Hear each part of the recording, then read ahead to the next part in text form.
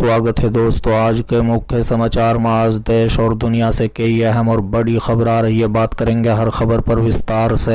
बहुमत के बाद भी नहीं बनेगी एनडीए की सरकार, नीतीश कुमार देंगे दगा, सम्राट चौधरी सीएम आवास से मायूस लौटे। एक और बड़ी अपडेट, बीजेपी को बदलना पड़ सकता है पीएम का चेहरा, भाजपा को बहुमत से पीछे रहने के पीछे के 5 बड़े कारण। एक और बड़ी अपडेट, पीएम मोदी तुरंत दे इस्तीफा, ये जीत इंडिया गठबंधन की है, नतीजों पर बोली ममता बनर्जी। तो चलिए देख लेते आज की पहली बड़ी खबर। बहुमत के बाद भी नहीं बनेगी एनडीए की सरकार, नीतीश कुमार देंगे दगा, सम्राट चौधरी सीएम आवास से मायूस लौटे। दरअसल दोस्तों, लोकसभा चुनाव 2024 के लिए वोटों की गिनती पूरी हो चुकी है। बता दें कि रुझान में सीएम नीतीश कुमार की पार्टी के कैंडिडेट बिहार में सबसे ज्यादा 15 लोकसभा सीटों पर बढ़त बनाए थे। बता दें वहीं बीजेपी को 12 कैंडिडेट मिले। अब इसी बीच बड़ी खबर निकल कर आ रही है। बता दें इस बीच जराई ने दावा किया है कि बिहार के डिप्टी सीएम सम्राट चौधरी सीएम नीतीश कुमार से मिलने के लिए मुख्यमंत्री आवास पहुंचे, जहां मुख्यमंत्री ने सम्राट चौधरी से मिलने से इनकार कर दिया। बता दें कि जराई का कहना है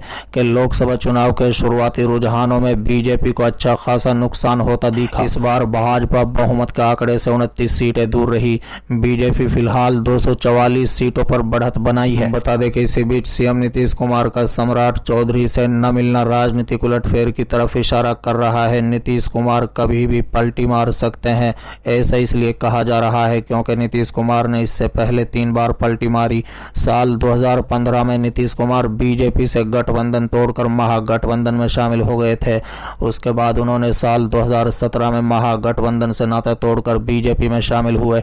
एक बार फिर उन्होंने साल 2020 के लास्ट में उन्होंने बीजेपी से गठबंधन तोड़ लिया, जिसके बाद महागठबंधन के साथ मिलकर सरकार बना ली। फिर नीतीश कुमार ने पलटी मारते हुए बीजेपी के साथ सरकार बना ली। बता दें पलटी मारने से पहले इंडिया गठबंधन बनाने में नीतीश कुमार की अहम भूमिका थी, हालांकि किसी वजह से वो इस गठबंधन से अलग हो गए थे। चलिए अगली खबर, मोदी तुरंत दे इस्तीफा, ये जीत इंडिया गठबंधन की है, नतीजों पर ममता बनर्जी का बड़ा बयान। दरअसल दोस्तों, तृणमूल कांग्रेस प्रमुख ममता बनर्जी ने चुनाव के नतीजों के बाद मोदी पर बड़ा हमला बोलते हुए कहा है कि ये जीत इंडिया गठबंधन की है। पीएम मोदी और गृह मंत्री अमित शाह को तुरंत इस्तीफा दे देना चाहिए। साथ ही उन्होंने कहा है कि वो इंडिया गठबंधन की अन्य पार्टियों से आग्रह करती है कि वो इंडिया गठबंधन के साथ आए।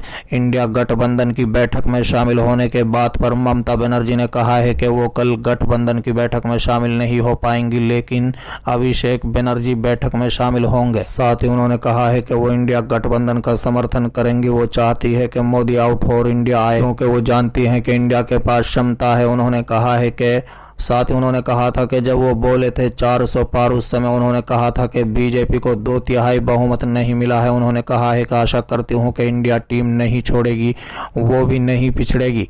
साथ ही उन्होंने कहा है कि कल की बैठक के बारे में उन्हें जानकारी नहीं है। उन्होंने अखिलेश यादव, उद्धव ठाकरे, शरद पवार को बधाई दी।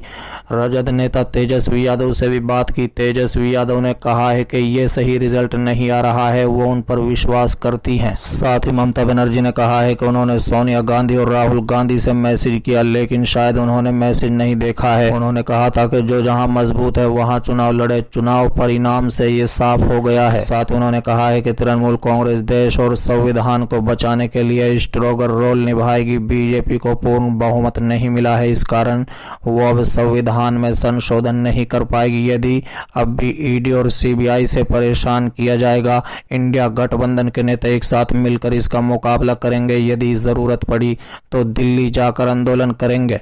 साथ ही उन्होंने कहा है कि तृणमूल कांग्रेस को और भी उम्मीदवारों की जीत हो सकती थी, लेकिन इलेक्शन कमीशन ने बीजेपी के इलेक्शन कमीशन के रूप में काम किया।